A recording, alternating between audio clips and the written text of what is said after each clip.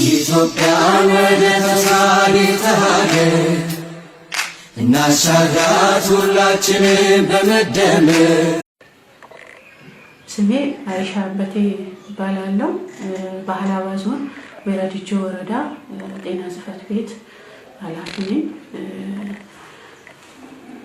በጤናው ዘርፍ ከለውጡ በኋላ በርካታ ዘርፈ ብዙ ስራዎች ተሰርተዋል።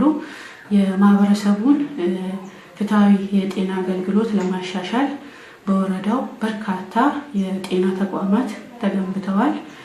ከለውጡ በፊት 2 ጤና ጣቢያዎች የነበሩበትና ከለውጡ በኋላ ደግሞ በተጨማሪ ወደ 3 ጤና ጣቢያዎች የተገነቡበትና አሁን በዚህ ሰዓት 5 ጤና ጣቢያና 1 የመጀመሪያ ደረጃ ሆስፒታል እና የጤና ኤክስቴንሽን ፕሮግራሙን ማሻሻያ ከተደረገ በኋላ ደግሞ 1 ሁሉ አቀፍ ጤና ኬላ በሀንጠዞ ቀበሌ ተገንብቶ አገልግሎት እየሰጡ ይገኛሉ። በርካታ እናቶች፣ በርካታ ህፃናት ከርቀት አንፃር እየተጉላሉ የነበሩትን ተቋማት ለማህበረሰቡ በቀረቤታ ተሰርተው አገልግሎት በፍትሃዊ መንገድ ጥራት ያለውን አገልግሎት እየተሰጠ ይገኛል።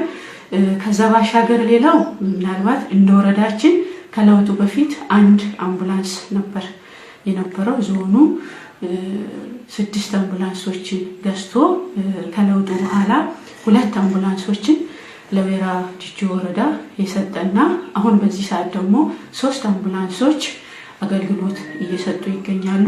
የነዚህ አምቡላንሶች አገልግሎት ደግሞ የእናቶችና የህፃናትን ሞት ለመቀነስ ሰፊ አገልግሎት እየሰጡ ይገኛሉ።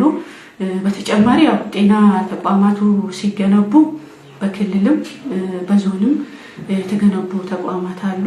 ለምሳሌ ኡዳና ጤና ጣቢያ በዞኑ ባጀት ወይም በዞኑ መንግስት የተገነባ ሲሆን የሚቶ ዲጆ ጤና ጣቢያ ደግሞ በክልል መንግስት ከለውጡ በኋላ የተገነባ ነው።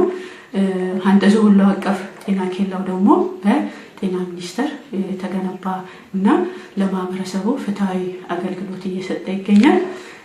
ከዛ በተጨማሪ ደግሞ በጤናው ዘርፍ በርካታ ማህበረሰቡን ከችግር በሚያወጣ መልክ በርካታ ስራዎች እየተሰሩ ይገኛሉ። ከዛም ውስጥ አንዱ የጤና መድን አገልግሎት ማህበረሰቡ በፍትሃዊነት አቅምን መሰረት ባደረገ መልኩ የጤና መድንን ሁሉም አርሶ አደር አቅሙን ታሳቢ ባደረገ መልኩ መዋጮ አድርጎ ሁሉም በአቅሙ ልክ ሳይሆን በገንዘቡ ልክ ሳይሆን በበሽታው ልክ እየታከመ ፍትሃዊ አገልግሎት እያገኘ ይገኛል።